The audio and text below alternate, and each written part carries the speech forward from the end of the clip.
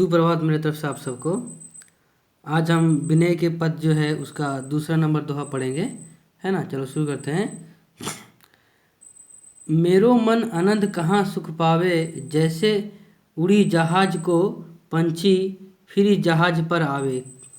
सूरदास क्या बता रहे हैं कि मेरा मन जो है वो कहाँ पर आनंद सुख पावे, कहाँ पर मेरा मन सुख पाएगा, है ना।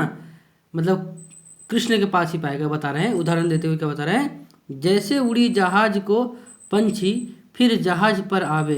जिस तरह से समंदर के बीच में कोई जहाज है और उस जहाज में एक पक्षी बैठी है, तो पक्षी उड़ के कहीं बैठने के लिए जाएगी तो कहीं सहारा नहीं पाएगी बैठने के लिए, क्योंकि चारों तरफ पानी है। फिर मजबूरन क्या करना पड़ेगा, पक्षी को फिर दोबारा आके वही जहाज में विश्राम लेना पड़ेगा। उसी तरह सूरदास का जो मन है वो किसी भगवान के पास शांति नहीं मिलता, घूम फिर कर वही कृष्ण के पास आके उनका मन शांति पाता है, जिस तरह से एक पक्षी का हालत है। ठीक है।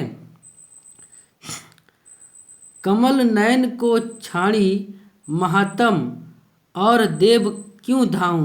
कमल नयन मतलब यहाँ श्री कृष्ण को बताया गया है ना। पहला कमल नयन वाला भगवान कौन है, दो भगवान है।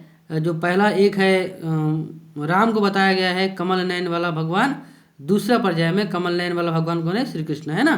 तो यहाँ श्री कृष्ण की बात बता रहे हैं कभी कि कमल नयन को छाड़ी, मतलब मैं कमल नयन वाला भगवान श्री कृष्ण को छोड़कर महात्म और देव क्यों धावे, मैं और बाकी भगवान के पास क्यों जाऊं। पर परम गंग को छाड़ी प्यासो दूर मति कुब खनावे। अगर परम गंग को छाड़ी प्यासे, अगर कोई किसी को प्यास लगा है तो परम गंगा के पास, अगर पास में अगर गंगा है ना, जिससे प्यास बुझ सकती है, उसको छोड़ के अगर दूर मति कुब खनावे, अगर वो प्यासा दूर, उससे प्यास ना बुझा के दूर में अगर वो अपना प्यास बुझाता है तो वो मूर्ख व्यक्ति है।